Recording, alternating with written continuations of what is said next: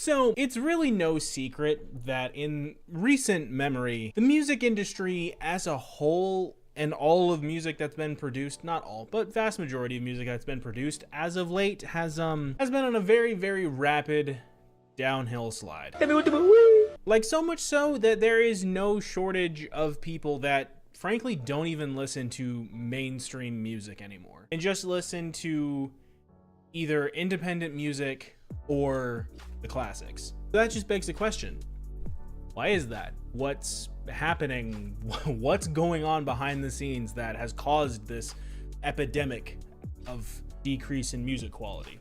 It's a phenomenon that I'm going to label the lamification of music, if you will. Honestly, it seems like there was just a meeting in an underground bunker somewhere, and it came to by a unanimous panel decision that all music was going to just sound like the same thing on repeat over and over and over and over and over and over again. Which music, which was once thought of as like the pinnacle of creativity, is now just a void filled with songs that all just sound the same, just like the same thing over and over again, that are nigh on indistinguishable from one another. But why is that?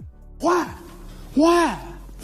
Well, the easy answer would be that most of the popular songs that have been released within recent memory all have pretty much the same chord progression. Well, they don't all have the same chord progression, but there's like, what, 3 or 4 chord progressions that are just extremely prevalent, and then they just run with them in just slightly different keys. Which one potential reason for that is that, you know, these chord progressions became very familiar for listeners, and a lot of people like just familiarity when it comes to what they listen to. Now, I realize that not everybody that listens to music everyone might not exactly enjoy, you know, a unique sound or a unique difference in every song that they listen to. But honestly, you know, one of the reasons that I didn't exactly love working in retail, other than dealing with people, you know, when I was in high school and college, is that the songs that were played on the radio, just after being in the store for like 5 to 6 hours, they all just sounded exactly the same.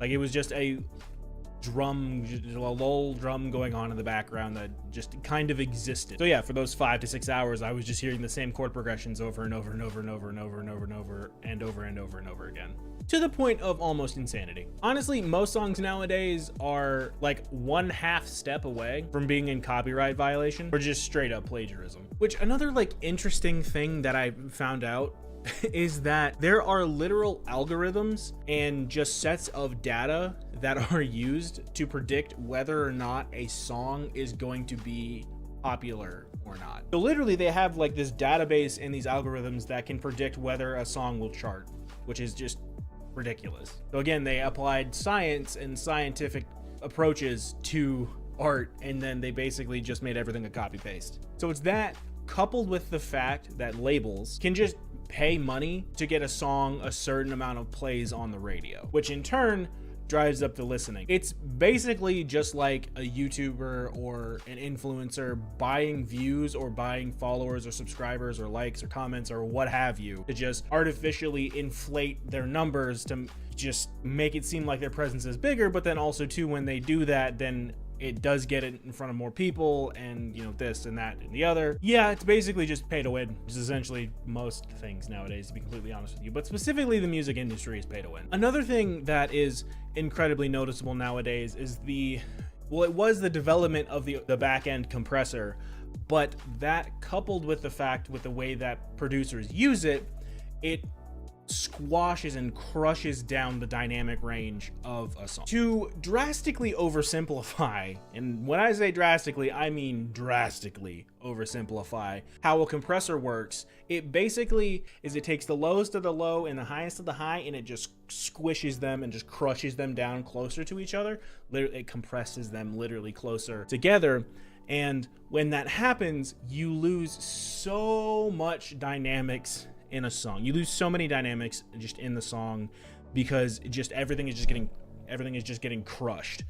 And yeah, when you listen to a song that's over compressed versus a song that doesn't really have much compression in it, it is insanely obvious. But the reason that they do this is because when you use a compressor, you can boost the volume that you have it at to make it louder. And unfortunately, a lot of people think that when it comes to music, loud equals good. So when you overuse a compressor, or you use a compressor, because you're reducing the amount of dynamics in the song, you can make it louder without making it painful. Not saying that you can have a well-balanced, very dynamic song and still have it loud.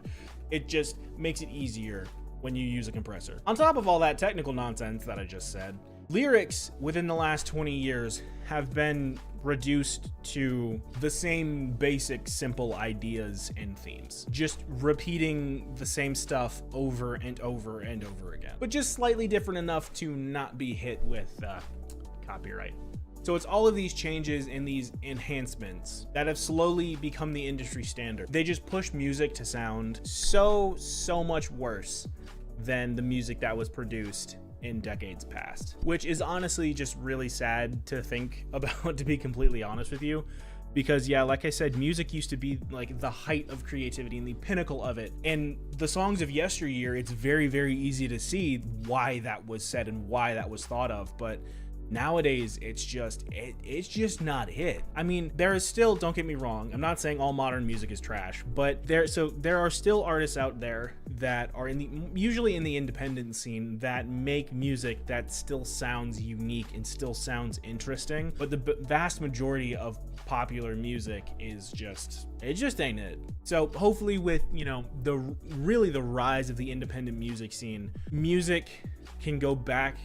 Eventually, maybe one day, years down the line, we'll be able to return to its place on top of hierarchy of creativeness when it comes to art. But yeah, on that little bit of a hopefully inspiring, slightly sad note, I don't really know which one it is. I'll decide in editing, I guess. Who knows? My name has been Harmonic Chaos, and I hope you have absolutely all enjoyed this video. And if there's another topic that you would like me to talk about, feel free to leave it in the comment section down below, and I will be sure to check it out. But with all that being said, I will catch you all next time. God bless.